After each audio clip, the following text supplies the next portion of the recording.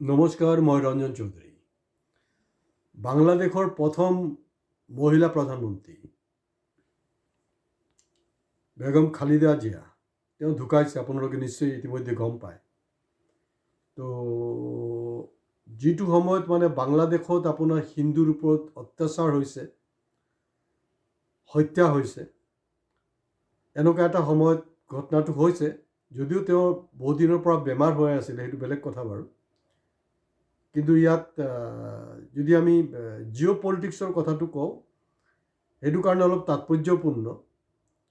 কাৰণ হিন্দুৰ নিধন, হিন্দুৰ পৰা অত্যাচাৰটো তুলনামূলকভাৱে আপোনালোকে গ্ৰাফিকটো চাব, খালিদা জিয়াৰ সময়ত যিমান হৈছে সেইটো অনুপাতে কিন্তু শ্বেখ হাছিনাৰ পিৰিয়ডত কম হৈছিলে। আৰু তুলনামূলকভাৱে শ্বেখ হাছিনাৰ পিৰিয়ডত ভাৰতবৰ্ষৰ লগত এটা বাংলাদেশৰ সম্পৰ্ক মোটামুটি ভালেই আছিলে।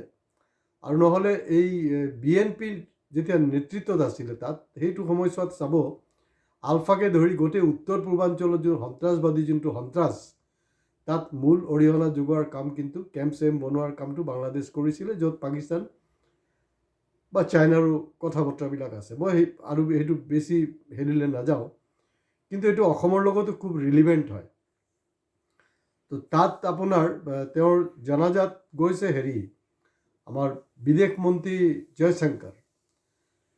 একচুৱেলি জয়শংকৰ যাবই নালাগিছিলে, কাৰণ জয়শংকৰটো আপোনাৰ পুটিন, ট্ৰাম্প তেওঁলোকৰ লগত মিটিং কৰা মানুহ। বাংলাদেশটো কি, বাংলাদেশটো মানে চুবুৰীয়া ৰাষ্ট্ৰ হ'লেও সেইটোক চুবুৰীয়া ৰাজ্য বুলি ক'ব পাৰোঁ। আমাৰ ওচৰত একোৱেই নহয়। কাৰণ ইণ্ডিয়াত এটা ডাঙৰ কথাটো হ'ল যে ইণ্ডিয়াৰ আটাইতকৈ পাৱাৰফুল মানুহজন দেখোন বাংলাদেশৰ গাতে লাগি থকা অসমতে আছে, হিমন্ত বিশ্ব শৰ্মা ডাঙৰীয়া।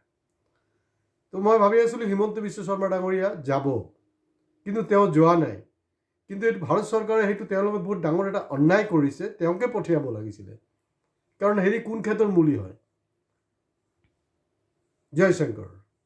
হিমন্তক যোৱা হ'লে বাংলাদেশৰ যিমান বাল আছে চব বাঁকা কৰি গুচি আহিলে হয়। কাৰণ তেওঁ তাত গৈ ধমকি দিলে হয়, তো তহঁতি অতদিনে যি কৰিছ, আমি বাংলাদেশী পলিটিক্স কৰি কৰি হেৰাণ হৈ গৈছোঁ, পাব্লিকে এইবিলাক আৰু শুনিবলৈ ৰাজি নহয়। তো গতিকে আৰু উৎপাত কৰিব নালাগে, কোনো হিন্দুক মাৰিব নালাগে, সেইটো কৰিব লাগিছিলে তেখেতে। কিন্তু সেই বস্তুটো তেখেতে কৰা নাই।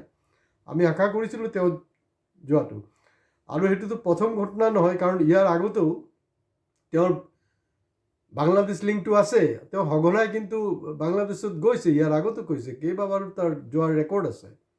হয়, তেওঁৰ পাকিস্তান লিংকটো নহয়, পাকিস্তানত তেওঁ যোৱা নাই, কিন্তু পাকিস্তানতো গৈছিলে নহয়, গৌৰৱ গগৈ গৈছিলে, তাত গৈ বিৰিয়ানী খালে। আৰু এই বুদ্ধিটো কোনে দিলে? মামাৰ লগত থকা সেই চকনিটো আছে নহয়, ডুপ্লিকেট গগৈ, গম পাইছে আৰু এইটো ক'বলৈ একো নাই। বুদ্ধি দিলে, এতিয়াতো আৰু চম্ভালিব পৰা নাই।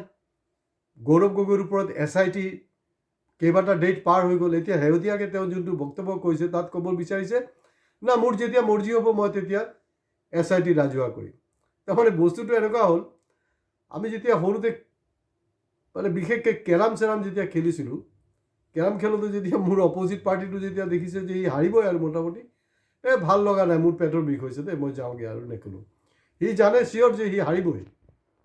সেইটো কাৰণে লাষ্টত সেইটো স্বীকাৰ নকৰে, ভাই দোষ তোৰ লগত মই নোৱাৰিম কেৰামত, তই চেম্পিয়ন হয়, তোক মই চেলুট জনাইছোঁ, তই জিকিছোঁ, মই হাৰিছোঁ। নাই, সি ক'ব কি, আমিতো লগৰকেইটাক তেনেকৈ পাইছোঁ, এতিয়া কি কয় নাজানো।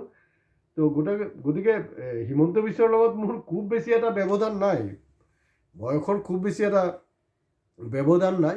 হয়তো তেওঁৰো এই নেচাৰটো সেইটো সময়ত পাইছিলে মোৰ নিচিনাকৈ, যেতিয়া মন যাব তেতিয়া কৰিম। কেতিয়া মন যাব, মনটো 26 ইলেকশ্যন পাৰ হৈ যোৱাৰ পিছত যাব নেকি? তো এইটোতো আমি সোনকালে লাগে ন। মামাই যোনটো ডাঙৰ এটা ভুল কৰিলে, ডাঙৰ ভুলটো হ'ল তেওঁ এতিয়া অনুভৱ কৰিছে যে তেওঁৰ লগত থকা চকনিটো যোনটো পোক কৰি দিছিলে, সোমাই দিছিলে পোকটো, যে গৌৰৱ গগৈ লিংকটো যদি কৰি দিব পৰা যায়, পাকিস্তান লিংক কৰি দিব পৰা যায়, তেতিয়াহ'লে কিন্তু আমি 2026-ত আৰামত জিকি যাম, এইটোক পাকিস্তানী বনাই দিম, বাছ হৈ যাব। কিন্তু এতিয়া মামাই নিশ্চয় এইটো অনুভৱ কৰিছে যে এতিয়া আৰু মিলাব পৰা নাই। তো এইটো এটা ভাল অপৰচুনিটি আছিলে তেওঁৰ কাৰণে, খালিদা জিয়াৰ জানাজাত যোৱাটো।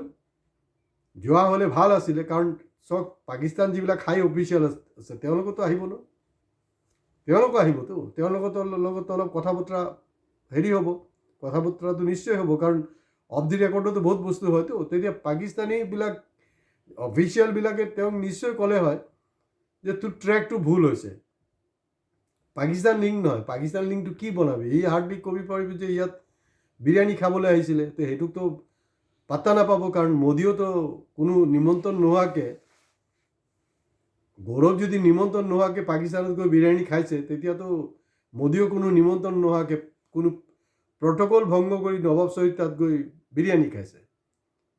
তো সেইটো নহয়, আমি এটা বেলেগ ট্ৰেক দি আছোঁ।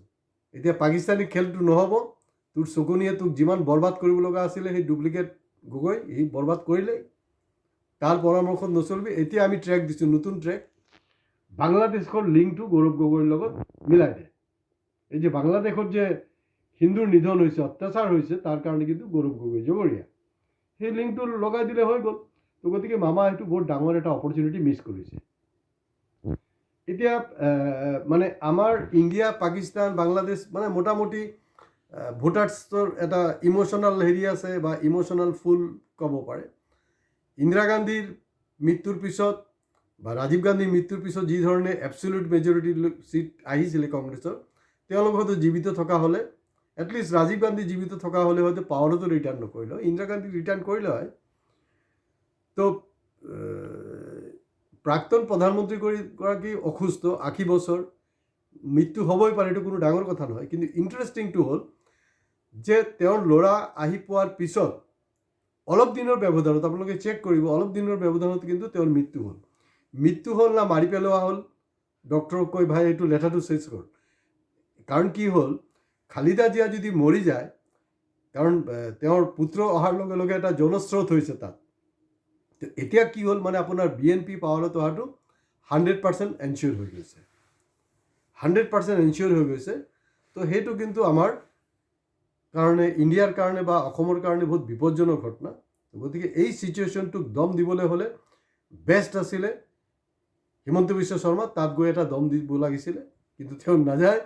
এইটো বহুত ডাঙৰ এটা, ওপৰলা কিন্তু চবকে চান্স দিয়ে, তো চান্সটো তেখেতে মিছ কৰিলে।